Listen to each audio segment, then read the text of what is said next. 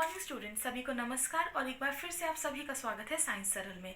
तो बच्चों, आज का जो हमारा टॉपिक है वो है the development of seeds and fruit. इससे प्रीवियस वीडियो में हम लोगों ने जाइगोट का फॉर्मेशन कर लिया था। तो आज जो हम बात करने वाले हैं वो उसी प्रोसेस को आगे कंटिन्यू करने वाले हैं कि जाइगोट जो है वो किस तरीके से डेवलप होता है और आगे जाकर सीड और फ्रूट बनाता है, जिससे हम फ्रूट्स को खा लेते हैं और जो सीड्स होते हैं उनको वापस से ज़मीन में सॉ कर देते हैं, जिससे कि उस प्लांट की प्रोजेनी रेडी होती है। ठीक है, तो आइए स्टार्ट करते हैं। तो जैसे कि मैंने आपको प्रीवियस वीडियो में पढ़ाया था कि जो जाइगोट था वो हमने रेडी कर लिया था। जाइगोट क्या है? गैमीट्स के फ्यूजन से बनने वाली जो स्ट्रक्चर होती है, फर्टिलाइजेशन के थ्रू बनने वाली जो स्ट्रक्चर होती है उसको जाइगोट बोलते हैं, जो कि डिप्लॉयड है, जिसमें क्रोमोसोम्स का नंबर डबल होता है। तो अब हम बात करेंगे जाइगोट के डेवलपमेंट की। तो जो जाइगोट होगा वो क्या करेगा? दो सेल्स में डिवाइड होगा। बच्चों एक बात ध्यान रखिएगा, जाइगोट में जितने भी डिविजन्स होंगे वो सब माइटोसिस होगा। ठीक है, कौन से डिवीजन होंगे? माइटोसिस डिवीजन होंगे या माइटोटिक डिवीजन होंगे। ठीक है, माइटोसिस का मतलब क्या है? एक जो मदर सेल होती है वो दो डॉटर सेल्स में, एक मदर सेल जो है वो दो डॉटर सेल्स बनाती है और सभी में जो क्रोमोसोम का नंबर होता है वो सेम रहता है। यानी कि अगर मदर सेल में क्रोमोसोम्स का नंबर 2n है तो जो उसकी डॉटर सेल्स होंगी, जो दो डॉटर सेल्स बनेंगी, उसमें भी जो क्रोमोसोम का नंबर होगा वो 2n होगा। तो इस चीज़ में आप बिल्कुल भी कंफ्यूज आगे मत होइएगा। जितनी भी सेल डिवाइड करेंगी वो सभी डिप्लॉयड होंगी। ठीक है, बिल्कुल मदर सेल की ही फोटोकॉपी होंगी। तो आई होप ये आपको क्लियर हुआ होगा। तो जाइगोट क्या करेगा? माइटोसिस करेगा और दो सेल्स बनाएगा। इसी तरीके से फिर ये दो सेल्स फिर से माइटोसिस करेंगी और 4 सेल बनाएंगी।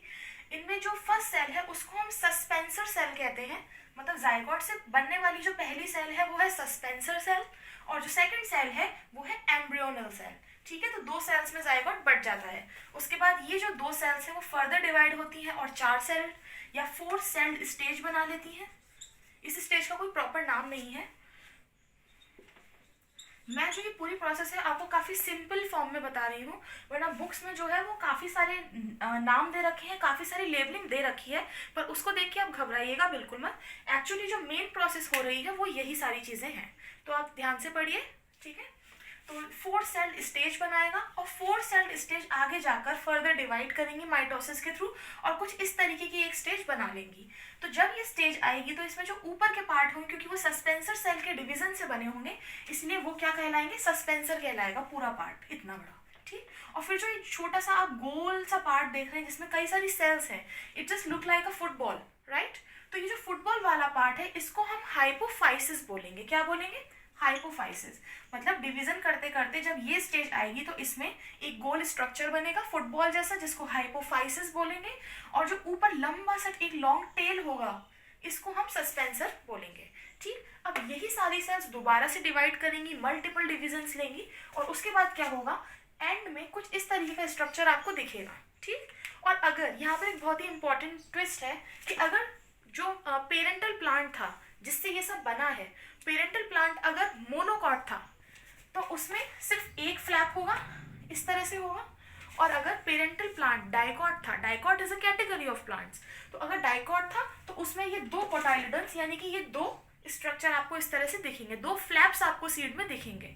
तो हमने जो जितना भी प्रोसेस पढ़ा है वो डाइकॉट प्लांट का पढ़ा है, because dicot is the we can say most abundant plants around us. ठीक, हालांकि जितनी भी ग्रासेस होती हैं वो सब मोनोकॉट्स हैं और जितने भी डेवलप्ड ट्रीज आपको दिखते हैं जैसे कि नीम, पीपल, आम, ये सारे पेड़, ये सब डाइकॉट की कैटेगरी में है। तो क्योंकि इसके एम्ब्रियो में दो फ्लैप्स आपको मिल रहे हैं, दो कोटाइलिडन्स मिल रहे हैं, इसीलिए इससे हम पता लगा सकते हैं कि जो ये सीड है वो डाइकॉट ट्री का है। ठीक, तो ये दो फ्लैप्स आपको मिल गए तो हम इसको क्या बोलेंगे? डाइकोटाइलिडन्स। ठीक, इन दो फ्लैप्स को कोटाइलिडन बोला जाता है और सस्पेंसर तो आप देख ही रहे हैं। तो ओवरऑल इस तरीके का स्ट्रक्चर रेडी होता है जाइगोट से। और उसके बाद ये कुछ इस तरीके से कवरिंग में ही होता है पूरा। ठीक है, और ये कवरिंग इसको न्यूट्रिशन प्रोवाइड करा रही होती है। मैंने इससे प्रीवियस वीडियो में आपको न्यूसेलस बताया था, राइट? न्यूसेलस और एंडोस्पर्म, बच्चों इन दोनों का काम ही एक जैसा होता है। ठीक है, तो मैंने आपको प्रीवियस वीडियो में न्यूसेलस लिखवाया है जो कि ट्रिपल फ्यूजन से बन रहा था, उसको आप एंडोस्पर्म लिख सकते हैं। ठीक, तो मैं यहाँ पर लिख दे रही हूँ, मान लीजिए ये एंडोस्पर्म या फिर एंडोस्पर्म है, ये इस तरह से यहाँ लिख देती हूँ, या फिर आप इसको न्यूसेलस भी कह सकते हैं, तो कंफ्यूज मत होइएगा। ठीक है, एंडोस्पर्म और न्यूसेलस दोनों का ही काम क्या है, इसको न्यूट्रिशन प्रोवाइड कराना है। तो इस तरीके से आपका जो है सीड डेवलप हो जाएगा। और जब ये सीड डेवलप हो जाएगा, प्रॉपर हार्ड स्टोनी बन जाएगा थोड़ा, तो उसके बाद ये कुछ इस तरीके का आपको दिखता है, जो कि हर फ्रूट के अंदर होता है। सीड क्या है, ये जो पूरा स्ट्रक्चर है ये सीड का है। उसके अलावा ये न्यूसेलस और एंडोस्पर्म आगे डिजेनरेट हो जाते हैं और एक फ्लैशी स्ट्रक्चर बना लेते हैं पूरे सीड के अराउंड। इसी फ्लैशी स्ट्रक्चर का ही आप जूस निकाल के पीते हैं। ठीक है, आप जितना भी टेस्टी टेस्टी फ्रूट्स खाते हैं, तो जो टेस्ट आ रहा है, जो पल्प है, जो फाइबर है उसके अंदर, जो फ्लैशी पार्ट है, वो यही पार्ट होता है। ठीक है, इसको हम पेरिकार्प कहते हैं। मैं लिख देती हूँ यहाँ पर पेरिकार्प। ऐसे तो बहुत सारी चीजें हैं बच्चों इसमें लेबल करने की, बट मैं आपको सिर्फ मेन इंपॉर्टेंट चीज बता रही हूँ। तो pericarp is the fleshy structure which surround a seed in a fruit.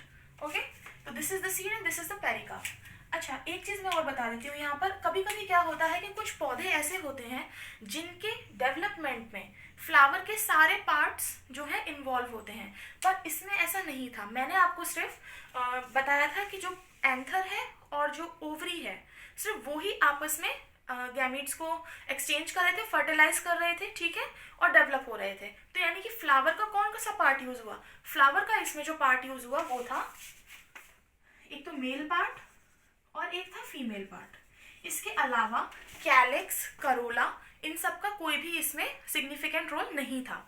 तो जब इस तरीके के फ्यूजन से जो फ्लावर्स के थ्रू फ्रूट्स बनते हैं, वो सारे फ्रूट्स जो होते हैं वो ट्रू फ्रूट होते हैं। मतलब जिसमें सिर्फ मेल पार्ट इन्वॉल्व हो फ्लावर का और फीमेल पार्ट इन्वॉल्व हो, तो इस तरीके के फ्रूट्स को कहा जाता है ट्रू फ्रूट। बट कुछ फ्रूट ऐसे होते हैं जिनके डेवलपमेंट में, जिनके पॉलिनेशन में उनके कैलिक्स और कोरोला भी पार्ट लेते हैं। तो ऐसे पौधे जिसमें फ्लावर का हर एक पार्ट लेता है जिसके बनने में, तो ऐसे सीड से बने हुए पौधे कैसे होते हैं, फॉल्स फ्रूट होते हैं। फॉल्स फ्रूट का एक बहुत ही कॉमन एग्जाम्पल है apple. Apple is a false fruit क्योंकि उसके सीड को बनाने में कोरोला और कैलिक्स भी पार्ट लेते हैं। ठीक, और अगर हम मैंगो की बात करें तो मैंगो कैसा है, ट्रू फ्रूट है, क्योंकि उसके अंदर सिर्फ फ्लावर का मेल पार्ट और फीमेल पार्ट लेता है बनाने में एक उसकी सीड को। तो आई होप आज ये ट्रू फ्रूट और फॉल्स फ्रूट का कंसेप्ट आपको क्लियर हुआ होगा। ये छोटा सा कंसेप्ट था, और उसके अलावा आप ये समझ पाए होंगे कि सीड का डेवलपमेंट कैसे होता है। तो thank you for watching this video. और अगर आपका कोई भी डाउट है तो आप मुझसे कमेंट सेक्शन में पूछ सकते हैं। So keep learning and study well.